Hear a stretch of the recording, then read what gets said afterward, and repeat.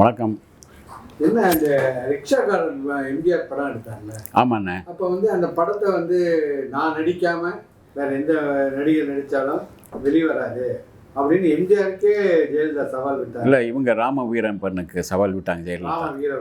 ஆமாம், வீரப்பன் தயாரிப்பான். ஆமாம், தயாரிப்பான் ஆரம் வீரப்பனுக்கு. ஆரம் வீரப்பனுக்கு சவால் விட்டாங்க. ஆமாம், அவங்க இல்லை அந்த யூனிட்டில் உள்ளவங்களுக்கு சொல்லிட்டு இருந்தாங்க, இவங்களுக்கும் அந்த இது பண்ணிட்டு இருந்தாங்க. என்னென்னா, அவங்க வந்து காவல்காரன் படத்தில் வந்து பார்த்தீங்கன்னா பேசிக்காக முதல்ல வந்து ஒப்பந்தம் பண்ணது சுரஜா தேவி தான். சுரஜா தேவி வந்து அன்றைக்கி வந்து பூஜைக்கு வந்தாங்க. அந்த பூஜைக்கான ஸ்டில்ஸ்லாம் எடுத்தாங்க. சுரஜா தேவி தான் நடிக்கிறாங்கன்னு முடிவு பண்ணப்பது.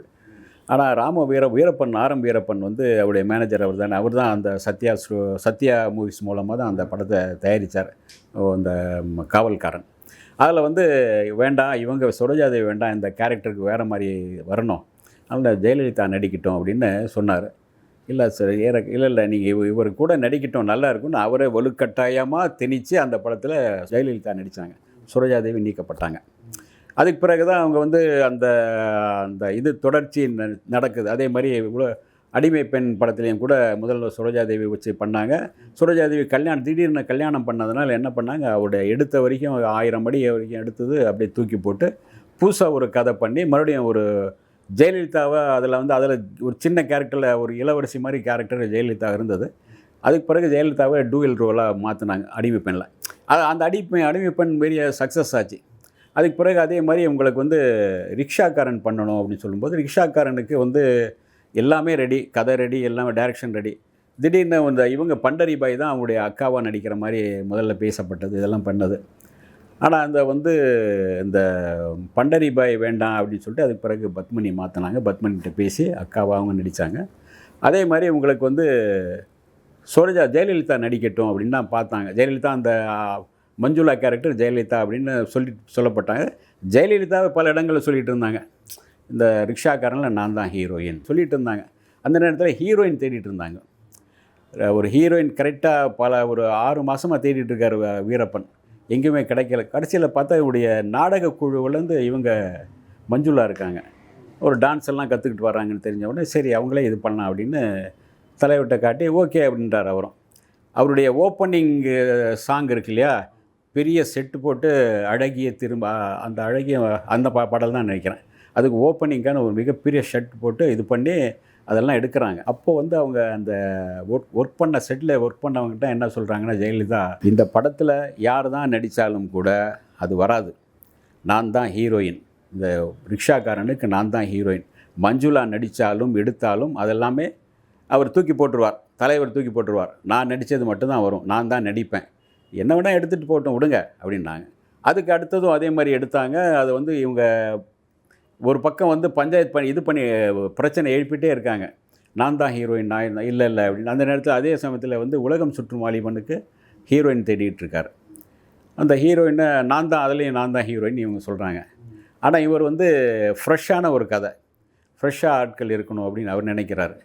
அப்புறம் இந்த கேரக்டர் எனக்கு கிடைப்பாங்க, அந்த கேரக்டர் கிடைக்கும் அப்படின்னு அவங்க இதில் அங்கேயும் பிரச்சனை பண்ணுறாங்க. பிரச்சனை பண்ணல, அந்த கேரக்டரும் போனவுடனே அவங்க இன்னும் டென்ஷன் ஆகிடுறாங்க. சில இடங்களில் மலேசியா பத்திரிகைகள்லாம் அவங்க வேறு மாதிரி பேட்டியெல்லாம் தர்றாங்க. இப்போ புரட்சித் தலைவர் கோபம் வந்துச்சுட்டு அவங்க ஒரு பச்சோந்தி மாதிரி பேசிகிட்டு இருப்பாங்க, நான் இந்த படத்துக்கு ஒரு ஆட்களை ஏற்பாடு பண்ணிட்டேன், இவங்கெல்லாம் இன்னா நடிக்கிறாங்கன்னு, அவங்க நடித்தா சரியாக இருக்கும், நான் ஏற்பாடு பண்ணிட்டேன். அதுக்கு பிறகு மலேசியாவில் ஒரு மாதிரியும் தமிழ்நாட்டில் ஒரு மாதிரியும் பேட்டி கொடுக்குறது சரியில்லை, இது பச்சோந்தித்தனம் அப்படின்னு சொல்லியிருந்தார். ஆக அந்த படத்துக்காக தான் ஹீரோயினாக வரணும் அப்படின்னு ஆசைப்பட்டாங்க. அவங்க தான் ஹீரோயின் ஆசைப்பட்டாங்கன்னா அவங்க சொல்கிற கட்டுப்பாடுகளும் சில இருக்கும், இந்த பாடல் இப்படி இருக்கணும் அப்படி.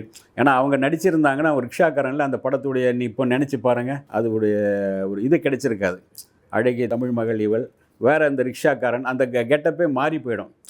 அதாவது மறுபடியும் அந்த ஒரு பழைய எம்ஜிஆர் படம் பார்த்த மாதிரி ஒரு இருந்திருக்கும். இது புதுசாக தெரிய காரணம் ரிக்ஷாக்காரனில் மஞ்சுளா நடித்தது. அதே மாதிரி உலகம் சுற்றும் வாலிபன் ஒரு புது ஃப்ரெஷ்ஷாக இருக்க காரணம் அதில் பழைய ஆட்கள் யாருமே இல்லாமல் மஞ்சுளா இவங்க தானே, லதா அப்போ தான் அறிமுகம். லதா அதில் அறிமுகம்.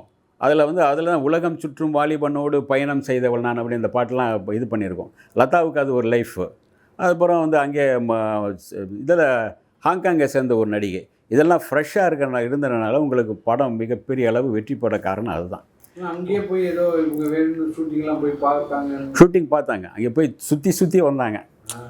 அதாவது கூப்பிட்டு பேசுவாங்க, அந்த கேரக்டருக்கு நம்மளை வந்து இவங்க இல்லையா சந்திரகலா இல்லையா அந்த எடுத்துக்குவாங்க அப்படின்னு நினச்சாங்க. இல்லை, சந்திரகலா ஏற்கனவே முடிவு பண்ணி அவங்க கூட்டிகிட்டு வந்துட்டாங்க. அவங்க கிளம்பும் போதே இவர் என்ன பண்ணார்னு, உலகம் சுற்றும் வாலிபன் கிளம்பும் போதே ஒவ்வொருக்கு ஒரு காஸ்டியூம் இது பண்ணார். இந்த மாதிரி காஸ்டியூமில் 20 பேரும் வரணும் அப்படின்னு. வரும்போது அதே மாதிரி ஒரு காஸ்டியூமோடு தான் அப்படி வரணும் அப்படின்னு. அது ஒரு ஒரு ஒரு இதாக இருக்கும். அதை சிங்கப்பூரில் அந்த உடை அதுக்குன்னு தைச்சு ஒவ்வொருத்தருக்கும் அதே மாதிரி பெண்களுக்கு காஞ்சிபுரத்துலேருந்து பட்டுப்புடை வர வச்சு அதே கெட்டப்போடு ஒரு ஒரு குழுவோடு வந்து இறங்குற மாதிரி எல்லாம் பண்ணார்.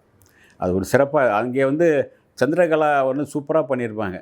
ஒரு ஏரியாவில் அந்த எக்ஸ்போ 70ல் திடீர்னு அவங்களே டான்ஸ் பண்ணோம். டான்ஸ் மாஸ்டர் யாரும் கிடையாது, ரிகல்சர் இவங்க இருந்தாங்க, புலியூர் சரோஜா. இருந்தாலும் கூட அந்த நேரத்தில் திடீர்னு வந்து ஒரு உலகம் அந்த பாடலுக்கு இவங்க ஒரு டான்ஸ் பண்ணாங்க.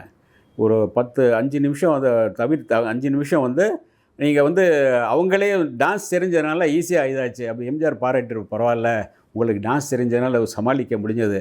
இத்தனை க்ரோடு மத்தியில், இந்த கூட்டத்து மத்தியில் யதார்த்தமாக இருக்கிற மாதிரி அந்த டான்ஸ் அமைஞ்சிருக்கும். ஏன்னா இங்கே இவங்க இப்போ ஆடிட்டு இருப்பாங்க, அந்த பக்கம் முருகன் ஒரு கேரக்டர் அந்த பக்கம் போயிட்டுருக்கோம். அங்கேயும் எங்கேயும் பார்த்தீங்கன்னா ரொம்ப தூரம்.